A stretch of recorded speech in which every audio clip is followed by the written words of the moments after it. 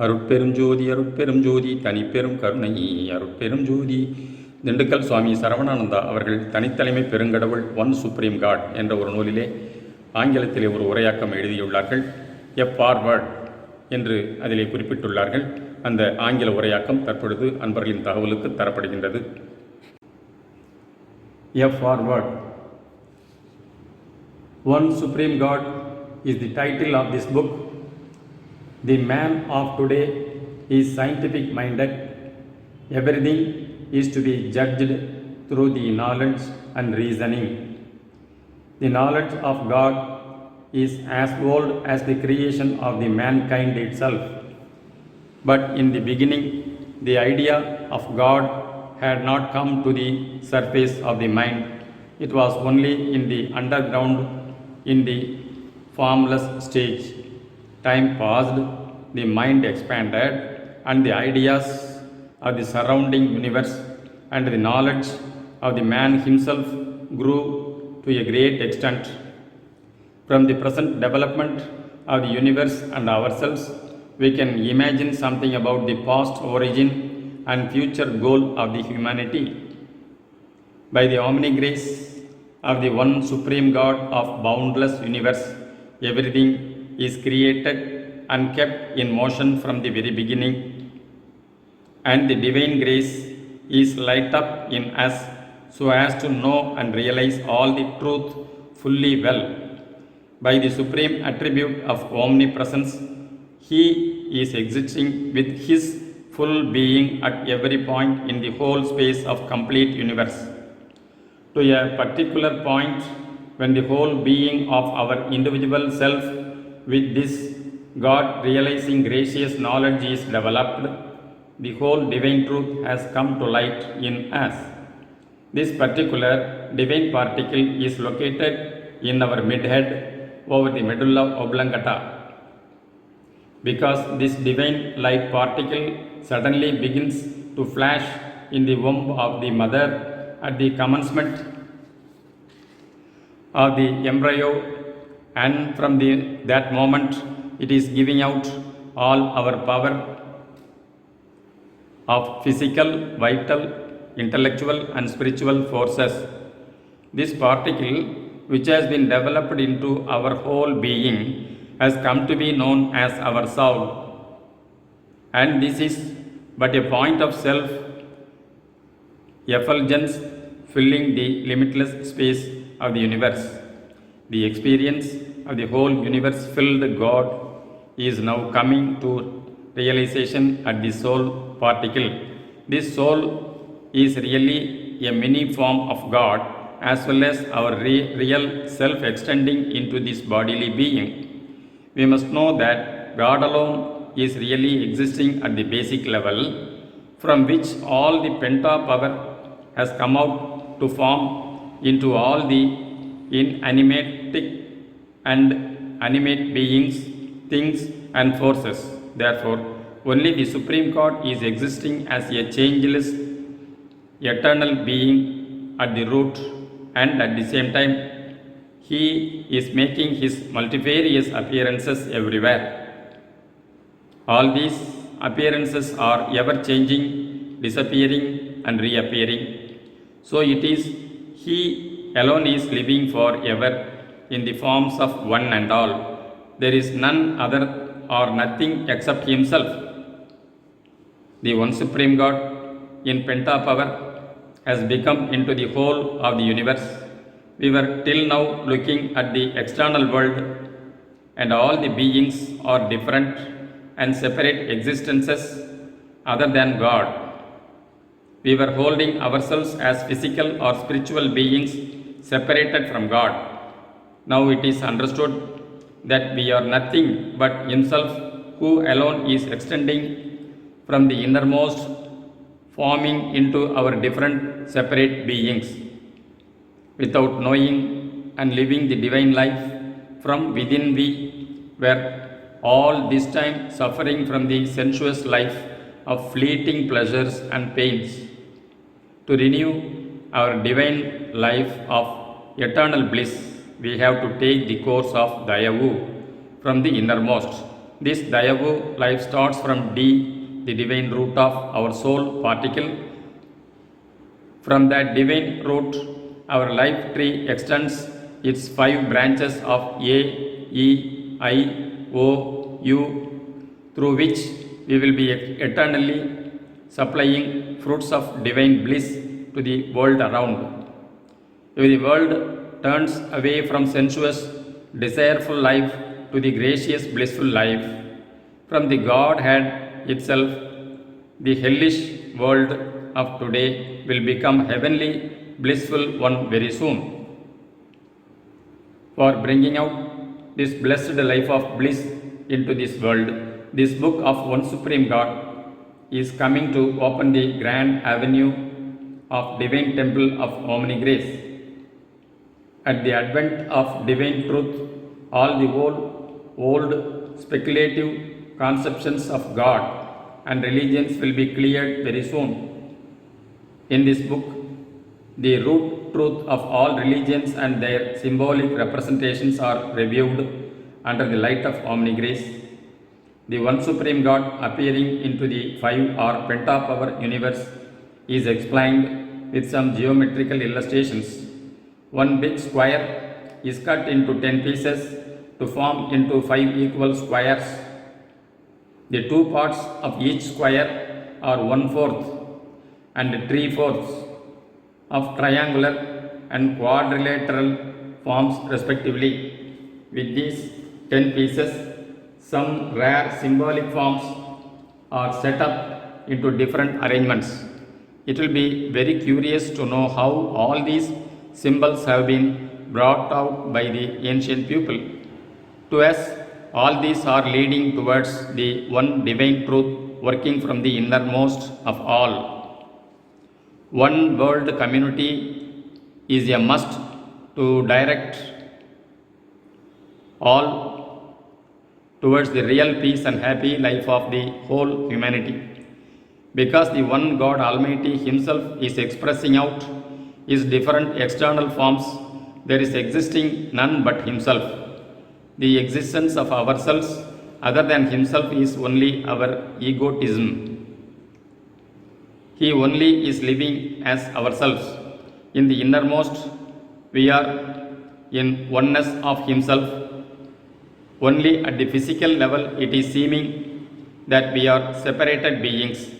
In the truth, we are never separated from Him, so we are not to be reunited with Him. On the misconception of separatism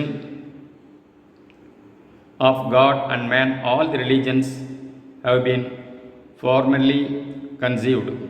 But now, as we have come to know God and ourselves at individual state is existing inseparably. Because we were all deluded in the sensuous life, we were completely ignorant of our pristine divine life of bliss. Hence, by grace of God, the delusion is now cleared and we realize our true life of divinity. This new light of infinite grace is rising on the horizon, on the soul plane of everyone. All are to rise to that level of inner plane where the truth will be experienced by everybody. Our soul is the real temple of the eternal universal God of Omni Grace or Dayavu. He with His infinite grace is ever existing and commanding each and every being. By His grace itself, it has been come to pass everything in this world. Hence, we too are but that grace itself. Though everything is His grace, the truth is buried in the innermost, while the false developments are making their appearance and disappearance until the right time comes. Only in the life of gracious man, the divine grace is out. So, he sees the truth as it is, and he lives the gracious life from the innermost. In due course, the inner power of grace rushes to fill this whole being for completely metamorphosing his body. Then he will be living in the blessed life of God for eternity. All this new life of grace is practically experienced by our Thiru Arut Prakasa Vallalar of Vadalur in Tamil Nadu. Through this person of grace, the eternal Lord of Arutperum Jodi has come to live in this world. Till now, God was governing the universe without a personal form. He was eternal only in the innermost. All the forms he assumed were temporary. But now he has come to remain in the immortalized Arut Prakasa from form of Ramalingar. Hence, he will be living eternally with this Arut Prakasa form from which he will be performing all his gracious universal work forever. That divine grace is here represented as Dayavu, D-A-E-I-O-U. Let us hold ourselves in this form of Dayavu at midhead, from where let us ever praying the God to fill up and serving the people for the uplift of eternal blissful life. The whole universe of God of infinite grace is concentrated in the form of the soul particle in human life. To this soul particle, the new light of Dayavu is now applied. Hence, this word is understood as one supreme God, and the same is our truth also, and it is filling us from the innermost particle to extend to the outermost universe.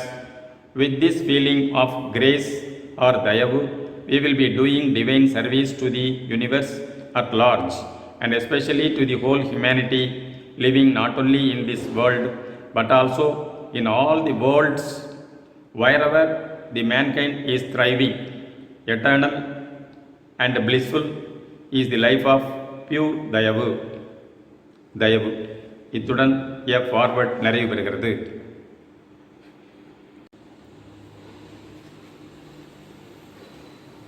Dindigul சுவாமி சரவணானந்தா அவர்கள் தனித்தலைமை பெருங்கடவுள் என்ற ஒரு அற்புதமான சுத்த சன்மார்க்க விளக்க விரிவுரை நூலினை எழுதி வைத்துள்ளார்கள். ஆங்கிலத்திலே ஒன் சுப்ரீம் காட் என்று தலைப்பிட்டால் உள்ளார்கள். அந்த நூலின் பொருள் அடக்கம்: 1. கடவுள் உண்மையில் ஒருவரே. 2. ஒன்றாகிய கடவுளின் இயல் உண்மை விளக்கம். 3. ஒன்றே ஐந்தாய் விரிதல். 4. ஒன்றில் ஐந்தும் ஐந்தில் ஒன்றும். 5. ஐந்தியல் இறையொளி சின்னம். 6. இறையியல் சித்திர விளக்கம். 7. அண்டபிண்ட கடவுள் அனுபவம். 8. சுத்த சன்மார்க்கத்தில் தயவு. 9. தயவு வண்ண கடவுள் நிலை. 10. தயவு ஆலயம். 11. இறையின்ப நிறைவாழ்வு. முடிவுரை.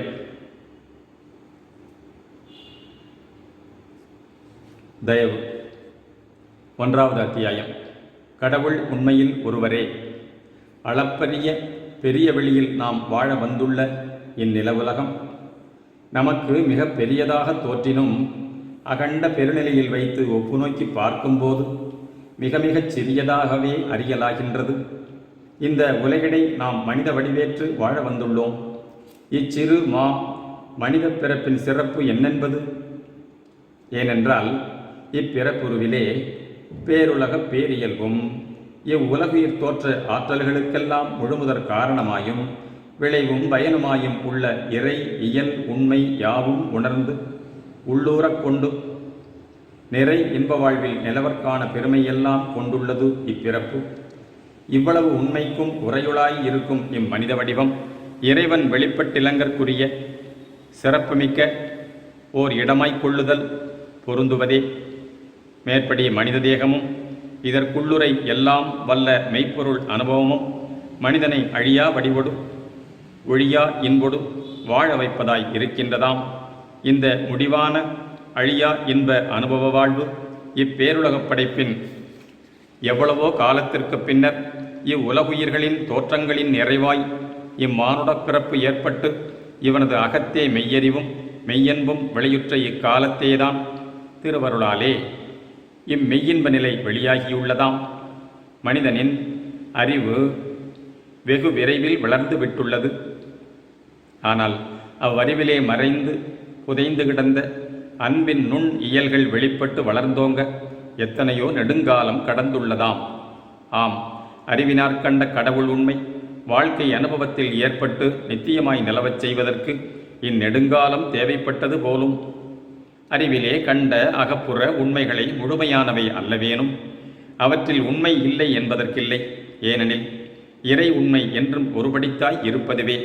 அதில் மாற்றம் ஒன்றுமில்லை. ஆனால் அந்த உண்மையை அறியும் அறிவு சிறிது சிறிதாகத்தான் வளர வேண்டியுள்ளது.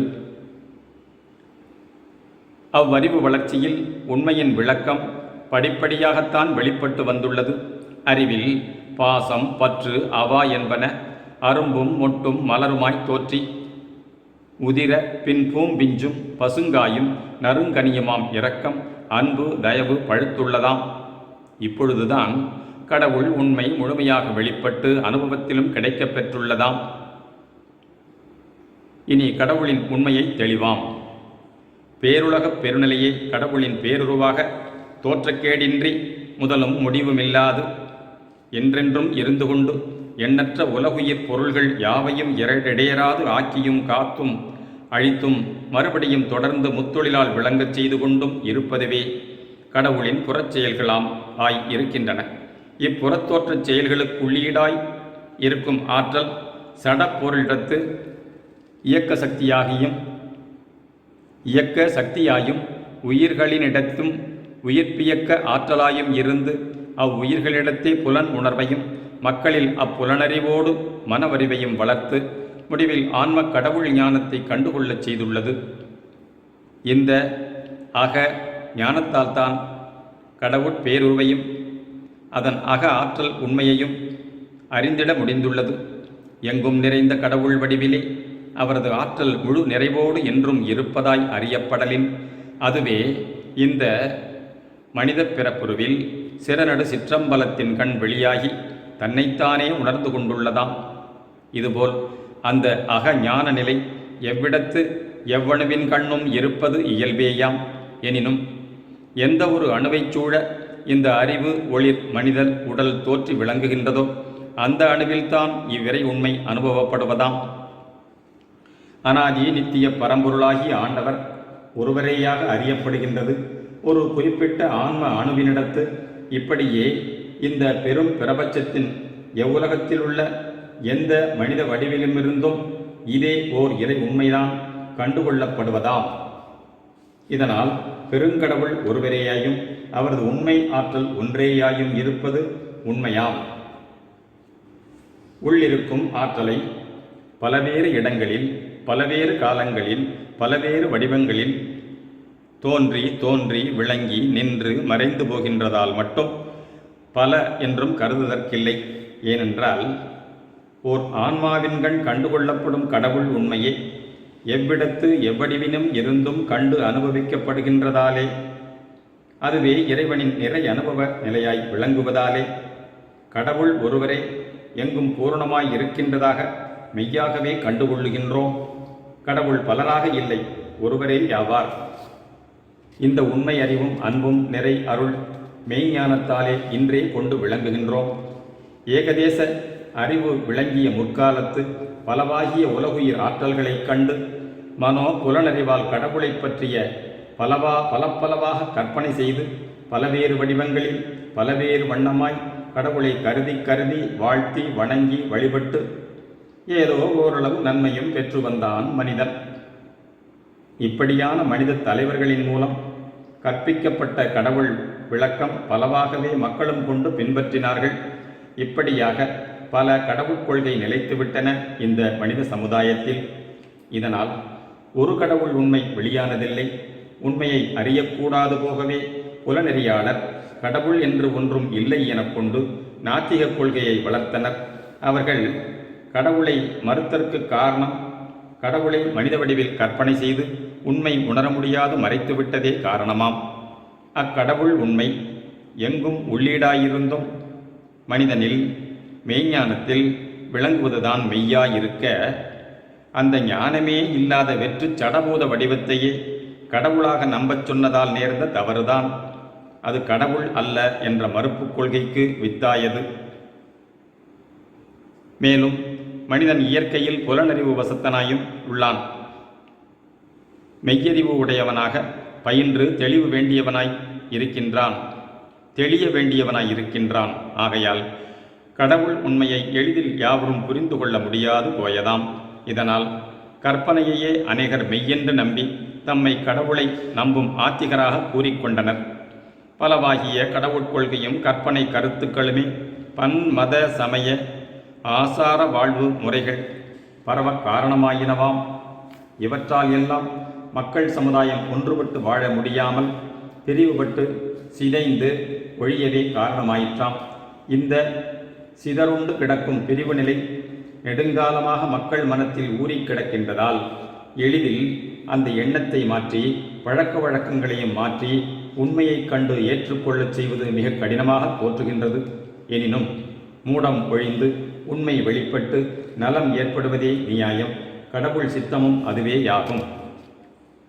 இருண்ட குகையில் அது தோன்றின காலம் முதல் வெளிச்சமே படாதிருந்தது உண்மைதான். என்றாலும் ஒளி விளக்கொன்றை அக்குகையில் எடுத்துச் சென்ற மாத்திரத்தில் அந்நெடுங்கால காரிருள் ஒளிக்கு இடம் கொடுத்து உள்விளக்கம் பெறச் செய்கின்றது. இதுபோலத்தான் மனித உள்ள குகையில் கடவுட் கற்பனை காரிருள் இதுகாரும் செறிந்து இருந்தது. அருள் ஒளி விளக்கு இவ்வுள்ள குகையில் ஏற்றப்பட்ட தருணம் உண்மை விளங்குகின்றது. ஒளியால் உள்ளது உள்ளபடி கண்டுகொள்ளத்தான் முடியும். மேற்கொண்டு அவ்வொளியை நிரப்பி குகையை சுத்தப்படுத்தி வாழ வகை செய்தால் பயனுள்ளதாம். ஆம், இது சமயம் அருட்பிரகாச தோற்றத்தால் பலர் உள்ளத்தும் இருள் நீங்கிக் கொண்டுள்ளது. ஒளி நிரம்ப வேண்டும். பழைய குப்பை குளங்களை எடுத்தெறிந்து உள்ளும் புறமும் தூய்மைப்படுத்தி உண்மை கொண்டு உலகெல்லாம் அருட்பெரும் ஜோதியின் கீழ் ஒன்றி வாழ வகை செய்தல் வேண்டும். இப்பொழுது நமது உள்ளமாகிய வானில் அருட்பெரும் ஜோதி உதயமாகி உள்ளதால் அகிலமெல்லாம் நிறைந்த கடவுள் உண்மையை உள்ளபடி அறியலாகின்றது. இதுவரை பலவேறு வண்ணமாய் கடவுளை கருத்தில் கொண்டு பலவாகிய கோயில்களில், தெய்வ பீடங்களில், பொது தாபனங்களில் அன்றியும் அக ஆதாரங்களில் பாவித்தும் போற்றியும் வழிபட்டும் மேலான பெருநலப் பெருவாழ்வு பெற முடியாமல் போனது குறித்து உள நெகிழ்ந்து உருகுகின்றோம். இந்நிலை தோற்றம் ஒரு சிலரது அகத்தே ஏற்பட்டு தெய்வக் கொள்கையில் புரட்சிகரமான மாற்றம் காண வழி செய்து கொண்டுள்ளது. இன்னும் பெருவாரி மக்கள் பழையனவாகிய கற்பனை இருளிலே கிடந்து பிடிவாதமாக வெளிவர மறுத்து கொண்டிருக்கின்றனர்.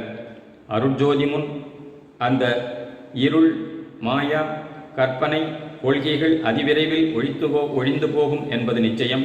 அருட்பெரும் ஜோதி உதயமாகிவிட்டுள்ளதால் உண்மையெல்லாம் தாமாகவே வெளிப்போந்துள்ளன. ஆதலின் அவ்வுண்மையை யாவரும் ஏற்றுக்கொள்ளுவார்கள் என்பதில் ஐயமில்லை. ஆகவே அருட்ஜோதி உண்மையை அனைத்துலகு மக்களும் கண்டு பெரும் பயன் கொள்ள இக்குறிப்புகள் வெளியாகி உலகெங்கனும் பரவத் தொடங்கியுள்ளன. அவ்வுண்மையை ஈண்டு விளக்குவாம். தலைப்பு: கடவுள் விளக்கம். கடவுள் என்பது வெற்று மனோ கற்பனையோ மூட நம்பிக்கையோ ஆகாது. உலகம் பலவாயும் உயிரினம் எண்ணிலவாயும் அவற்றையெல்லாம் என்றும் மாற்றதோற்ற காரண காரியத்தால் விளங்கச் செய்து கொண்டுள்ள பேராற்றலும் நிலைத்த பெரும் பொருளும் எதுவோ அதுவே கடவுள் என உணர்த்தப் பெறுகின்றோம். அப்பேராற்றல் எல்லாம் வல்ல அருட்பெரும் சக்தி என்றும், அந்நிலைத்த பெரும் பொருள் உலகெல்லாமான யாவுமாய் விளங்கும் மனோ புலனறிவார் காண்பறிய அருட்பெரும் ஜோதி என்றும் திருவருளாலே இது சமயம் உன்னின்று உணர்த்தப் பெறுகின்றோம். அந்த எல்லாம் வல்ல கடவுள் நித்தியமாக இருந்தும் இதுகாரும் உள்ளபடி கண்டுகொள்ள முடியாதிருந்தது.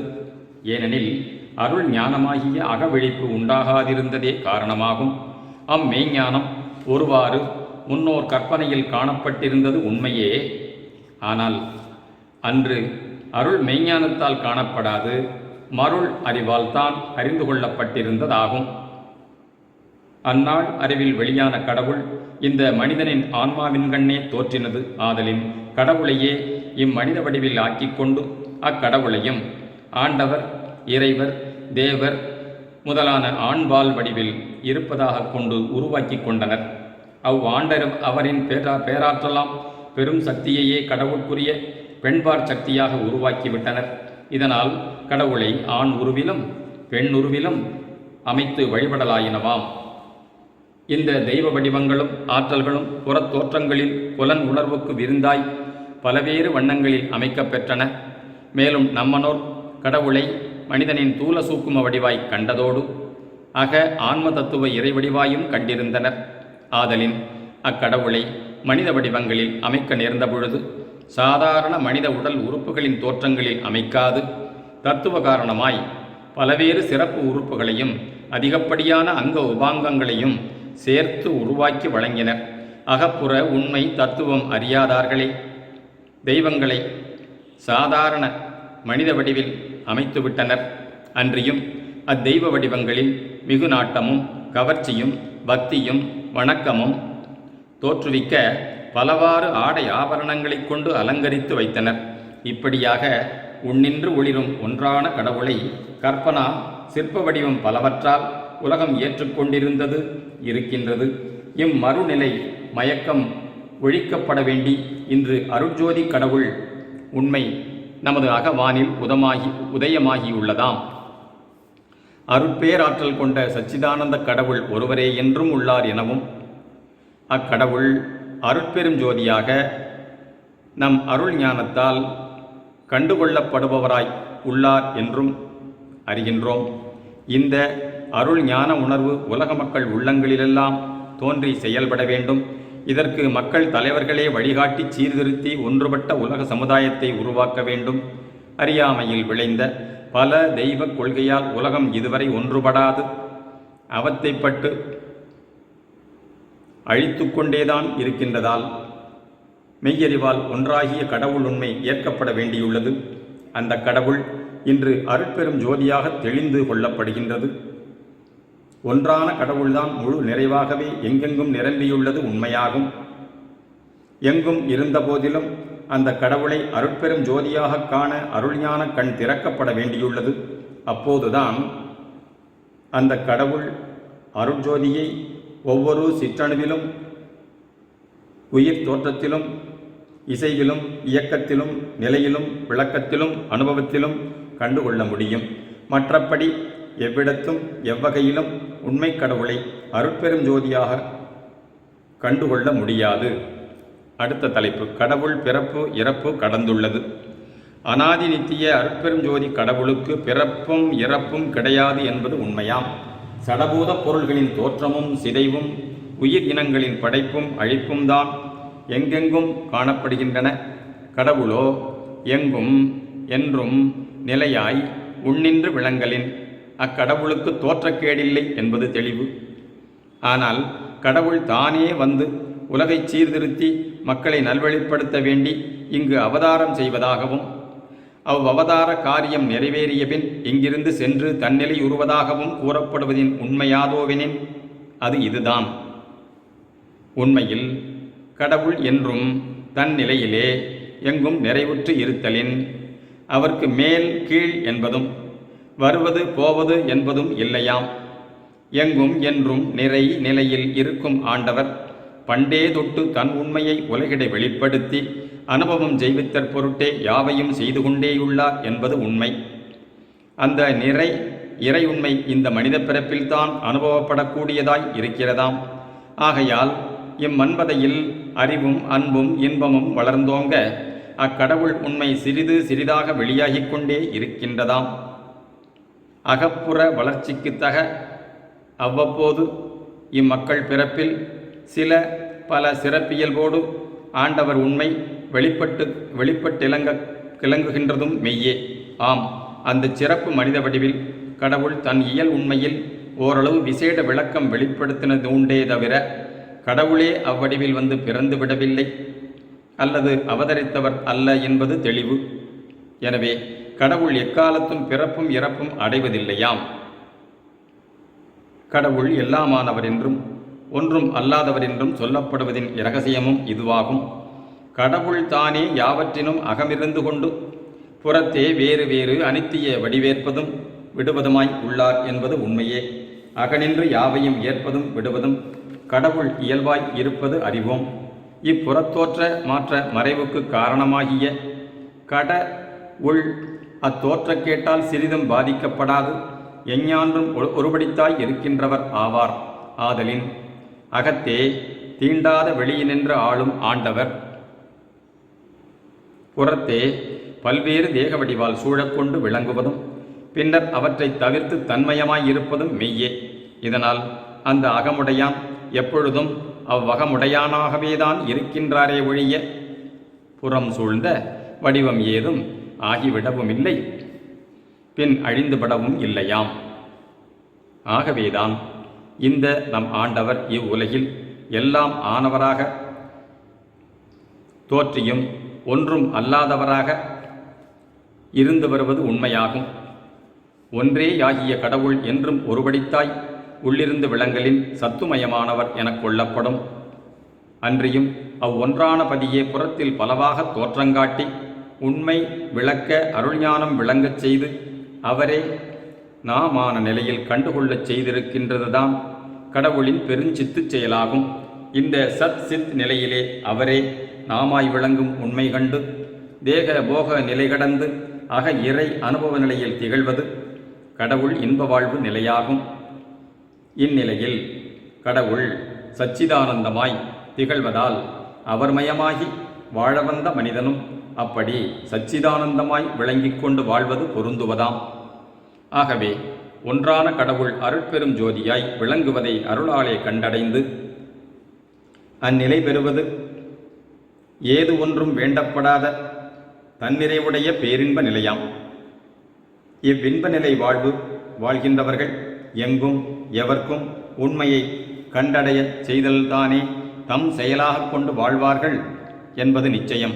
எனவே வேணிற் பழையனவற்றை பற்றி கொண்டு உண்மையறியாது வாழ்வட்டொழிவது திருவருட்சம்மதமல்ல என அறிந்து புத்தருட் ஜோதி கொண்டு உண்மை கடவுள் ஒன்றே எனக் கண்டு அதுவே எவர்க்கும் உரியதாய் எவரையும் நல்லின்ப வாழ்வில் நிலவச் செய்வதாயுள்ளதையும் உணர்ந்து ஏற்று இன்புறல் வேண்டும்.